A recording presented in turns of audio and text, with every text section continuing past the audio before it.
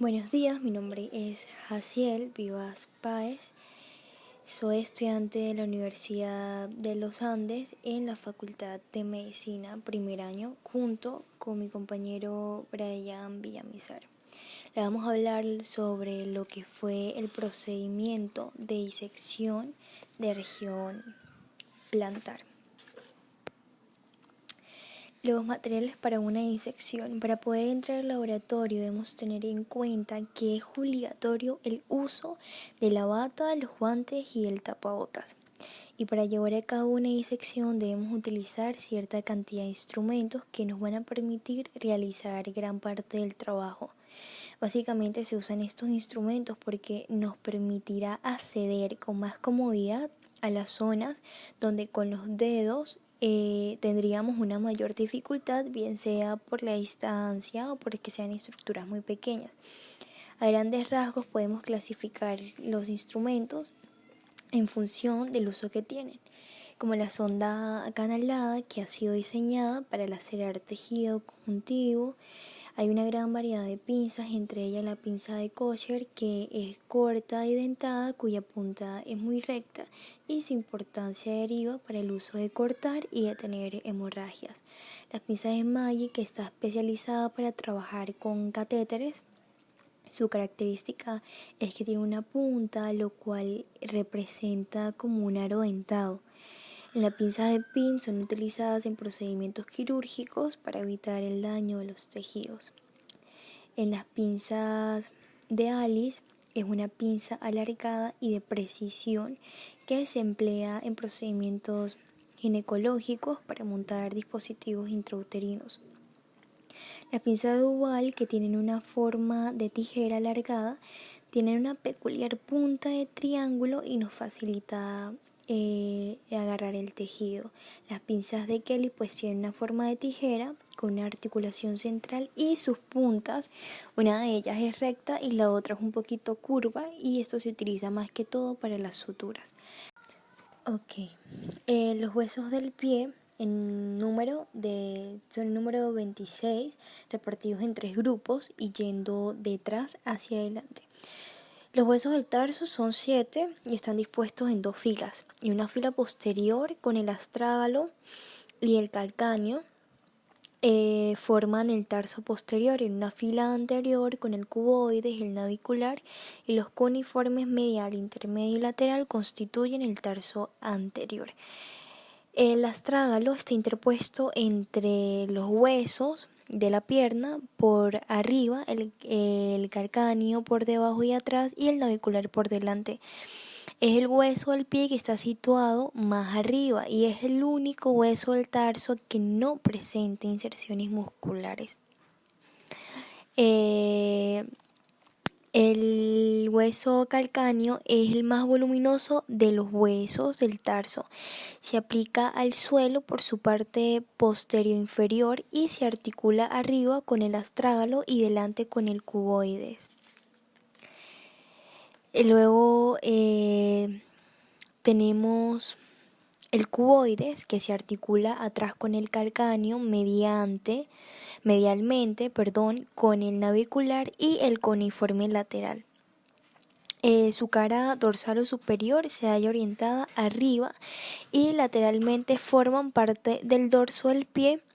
Irregular, está cubierta por ligamentos y músculos extensores corto de los dedos y el extensor corto del dedo gordo. El navicular se articula con la cabeza del astrágalo y por delante con los 3 cuneiformes, aplastado en el sentido anteroposterior, no llega tan adelante como el cuboide. Su cara posterior presenta una cavidad profunda regular más ancha que alta. Su cara anterior presenta 2 crestas oblicuas descendentes que la dividen en 3 superficies articulares para cada uno de los cuneiformes. Su cara lateral es estrecha y presenta una pequeña carilla que se articula en el cuboides. Los cuneiformes se los designan así porque tienen forma de cuñas, con base dorsal y vértice plantar, que están situados entre el escafoides, el cuboides y los 4 primeros metatarsianos. Luego de los cuneiformes nos podemos encontrar con los metatarsos, que constituyen el esqueleto del antepié entre el tarso anterior y los dedos. Ellos están unidos a los primeros, por la articulación tarsometatarsiana y a los segundos por las articulaciones metatarsofalángicas. Existen 5 metatarsianos numerosos del primero al 5 que van de medial a lateral. Todos son huesos largos, con una diáfisis, una epífisis. El primer metatarsiano es el más corto y el más voluminoso de todos. El segundo posee una extremidad proximal y una base. El cuarto son como los más acordes con la descripción general.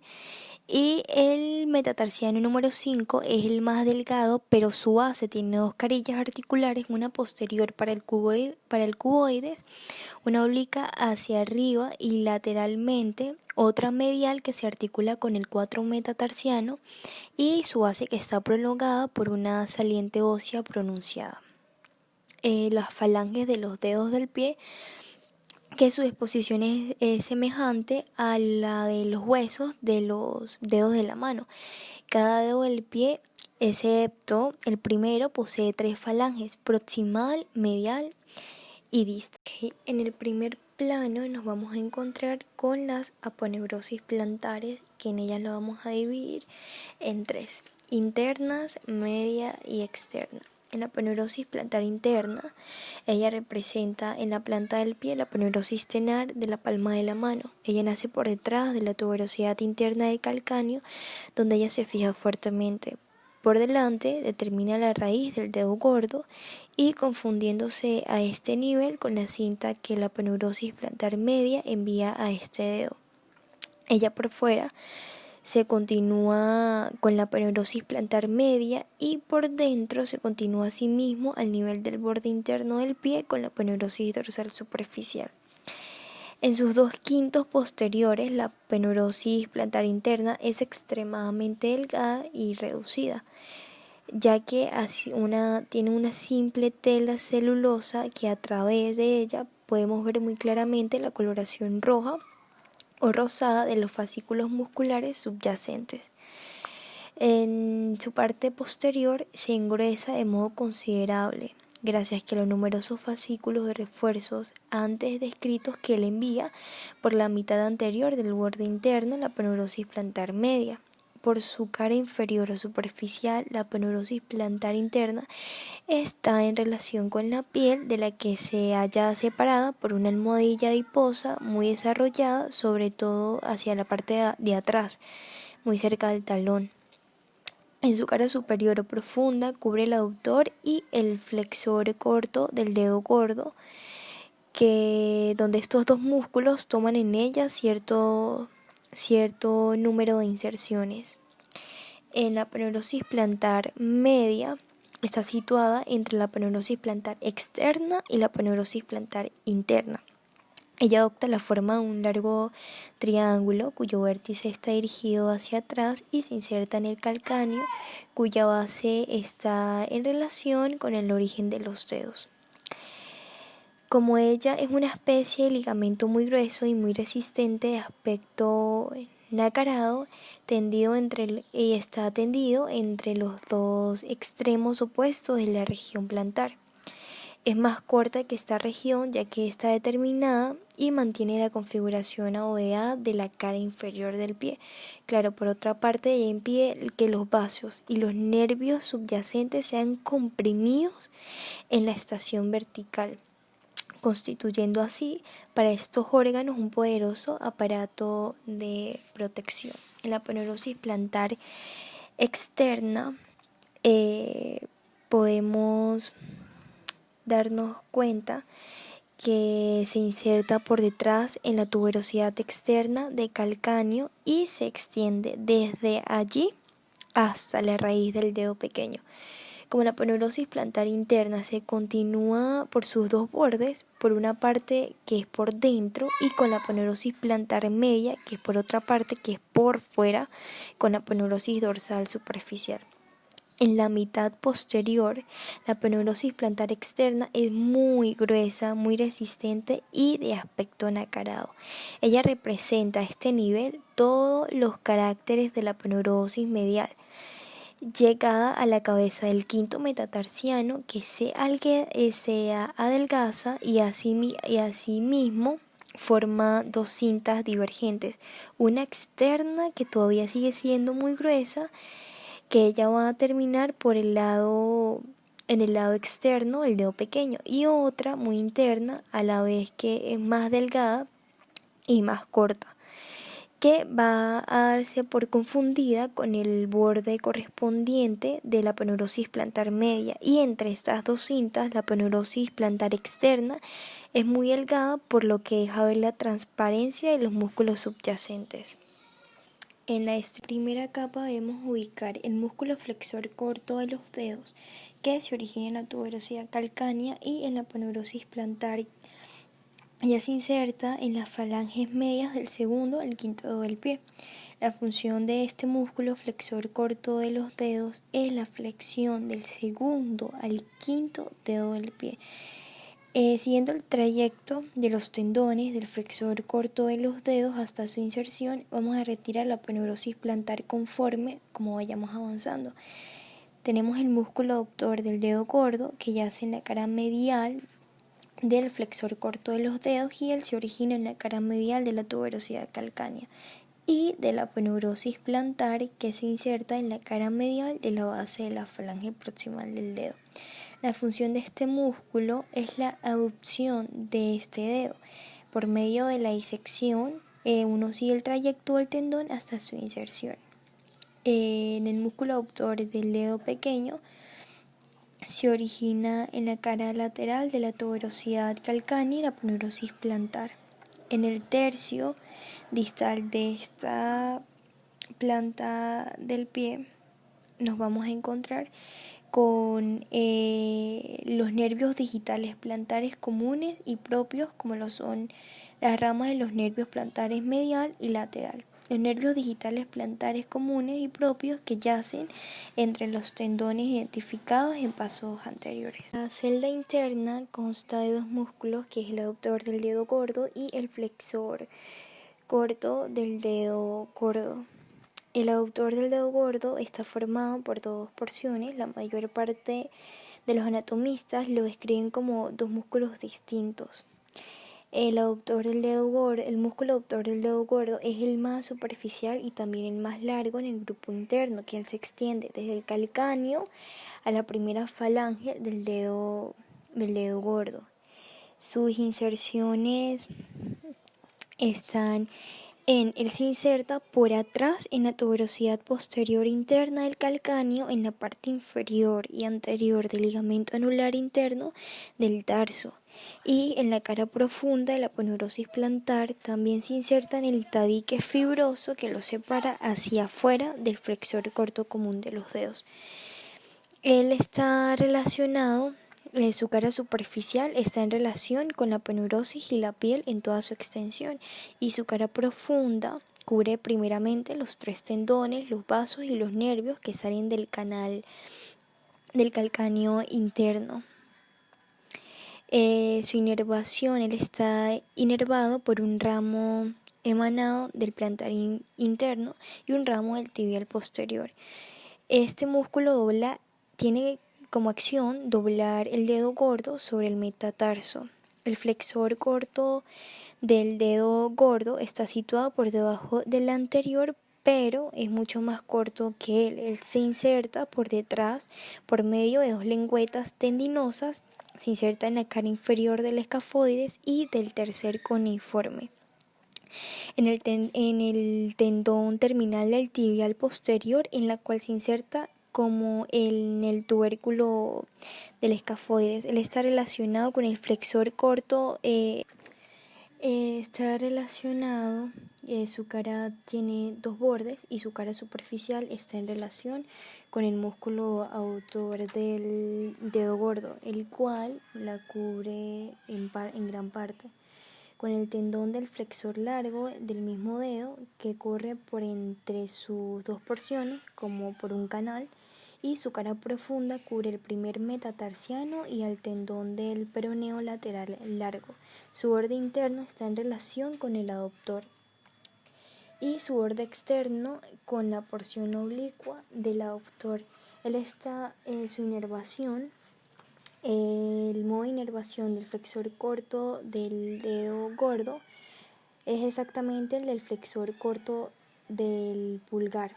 Su fascículo interno está inervado por un ramo del nervio plantar interno y su fascículo externo está inervado unas veces como el fascículo precedente por un ramo del plantar interno y otras veces como el aductor por un ramo del plantar externo.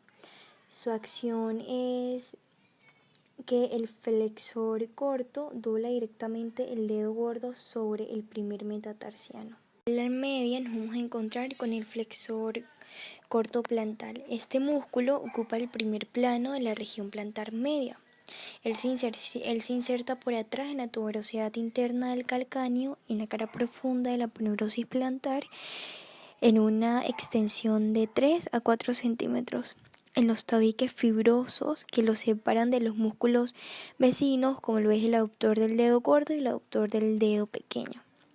Se relaciona, tiene dos caras, una superficial y otra profunda, y dos bordes, uno interno y otro externo. Su cara superficial está en relación en toda su extensión con la aponeurosis y la piel. Su cara profunda cubre todos los tendones del flexor largo, el accesorio de este músculo, los lumbricales, el nervio y los vasos plantares externos. Su borde interno está en relación con el aductor del dedo gordo y su borde externo con el aductor del dedo pequeño. Este músculo flexor corto plantar está inervado por un ramo emanado del nervio plantar interno y este ramo penetra por su cara profunda en su parte media y cerca de su borde interno.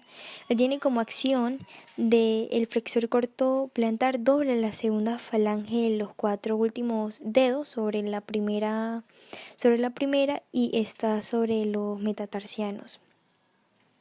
El accesorio del flexor largo o el cuadrado carnoso de Sylvius.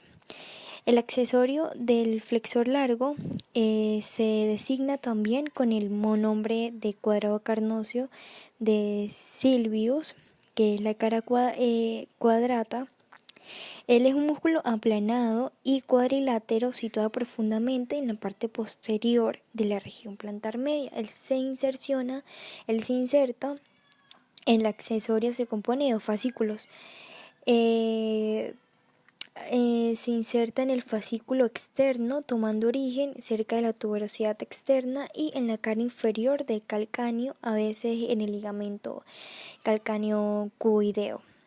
Desde el punto de vista de sus relaciones, el accesorio presenta una cara superficial y otra profunda. En su cara superficial está en relación con el flexor corto plantar que lo cubre y del cual está separado por el nervio y los vasos plantares externos. Por su cara profunda descansa sobre el calcáneo y sobre el ligamento calcáneo-cuboideo inferior. Este músculo accesorio del flexor largo recibe ordinariamente dos filetes, uno del plantar externo para su fascículo externo y otro del plantar interno para su fascículo interno.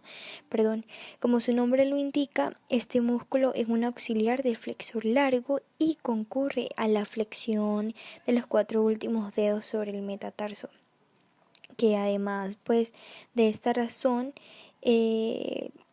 corrige como la oblicuidad en el sentido contrario del flexor largo y con el pedio de la cara dorsal del pie, que hace que los movimientos de los dedos se efectúen según el plano anteroposterior.